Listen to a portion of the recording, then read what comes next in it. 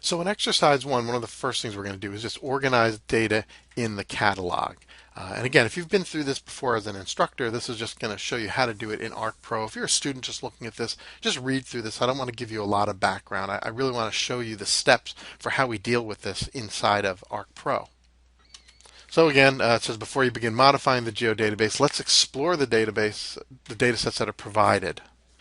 And you're going to see here these steps. I want you to just look at some of the data. Unfortunately, we cannot look at the laterals coverage because, again, Pro does not officially support the coverage model, nor can we look at the owners table for the same reason.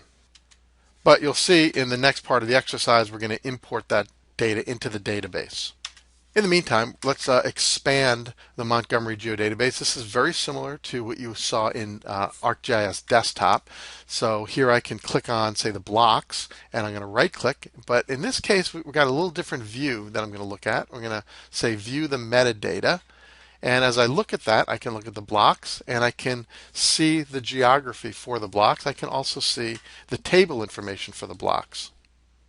The table is now clicked, so I can bring on the parcels, and this is going to show me the parcel data for the blocks. And again, I can go into the geodatabase and look at the actual features themselves. And then we can also look at the metadata. And again, there's no metadata that's been put in here yet. And again, you're going to see there are no laterals in here. And the reason is the laterals are a coverage, and that coverage is not read by ArcGIS Pro. But if you look inside of our folder structure, we have ESRI underscore geodatabase, that's where the data is. And you do see I have laterals, and these are the files that make up the coverage. So here's the PRJ for the projection information. Here's the TIC, those are the tick boundaries that we used to use. There's the ARC, which store the graphics, and then there's the AAT, which is the ARC attribute table. So this goes way back into the old ESRI way of looking at things. And each of these refer to a schema that's stored inside the info directory, hence the ArcInfo name that used to be so prevalent.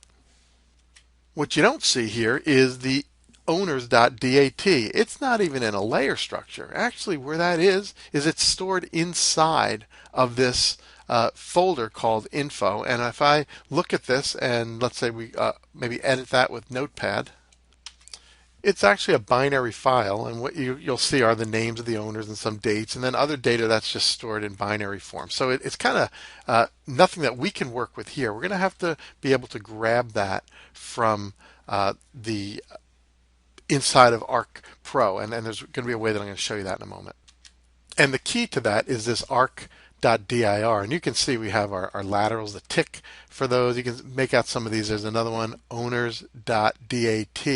So inside of this binary file is where ESRI will be looking for the schema, or grabbing the schema and then getting the actual data.